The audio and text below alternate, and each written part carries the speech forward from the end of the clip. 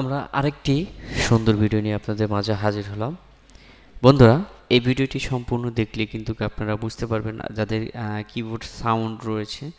একটি উইন্ডোজ যে কোনো উইন্ডোজে আপনারা কিভাবে কিবোর্ডের যে সাউন্ড রয়েছে সেটি উইন্ডোজে করবেন, আজকের ভিডিওটি দেখলে বুঝতে পারবেন।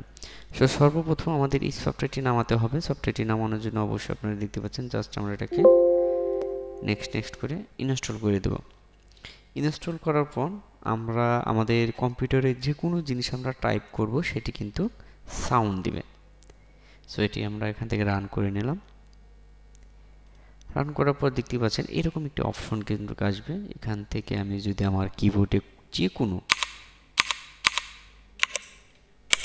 যে কোনো একটি কি চাপ দেব, হতে পারে 1 2 3 যে কোনো ওয়ার্ড, আমরা এমএস ওয়ার্ড বা বিভিন্ন প্রকার গুগল যে সার্চ র্যাঙ্ক রয়েছে সেখানে আমরা কি করতে পারি, এটা লিখে কিন্তু সার্চ করলে আমাদের সামনে কিন্তু চলে আসবে। দেখতে পাচ্ছেন এখানে উইন্ডোজ রয়েছে, ম্যাক রয়েছে, লিনাক্স রয়েছে, বিভিন্ন প্রকার অপারেটিং সিস্টেম রয়েছে।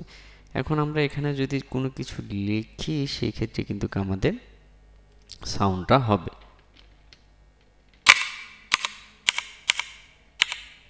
আপনারা দেখতেই পাচ্ছেন সাউন্ড কিন্তু হচ্ছে। এই যে মজার একটি বিষয়, এই বিষয়টি আসলে আমরা অনেকেই জানি না। এখানে কিন্তু বিভিন্ন প্রকার সেটিং রয়েছে। এই সফটওয়্যারটি দিলে আপনি যদি টাইপিং করেন সেক্ষেত্রে কিন্তু আপনি বুঝতে পারবেন যে আপনার টাইপ হচ্ছে কিনা।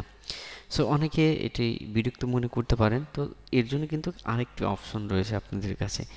এখানে দেখতে পাচ্ছেন আমরা কি করব, এটাকে যদি আমরা সাউন্ডটা কমায় দিতে পারি, আমরা যদি বিরক্তিকর সাউন্ড মনে হয় সেক্ষেত্রে কিন্তু আমরা এটাকে কমিয়ে ইউজ করতে পারবো। তো খুবই একটি ভালো সফটওয়্যারটি আপনার নাম দেখতে পাচ্ছেন। সো গাইস, ভিডিওটি ভালো লাগলে অবশ্যই এই ইনফরমেশন থেকে যদি কিছু শিখতে চান, তারা শিখতে পেরেছেন, তাহলে অবশ্যই আমাদের এই চ্যানেলটি সাবস্ক্রাইব করে পাশে থাকুন।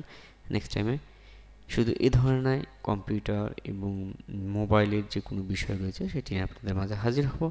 সো ততক্ষণ পর্যন্ত ভালো থাকুন, সুস্থ থাকুন, এই প্রত্যাশায় বিদায় নিচ্ছি। আল্লাহ হাফেজ।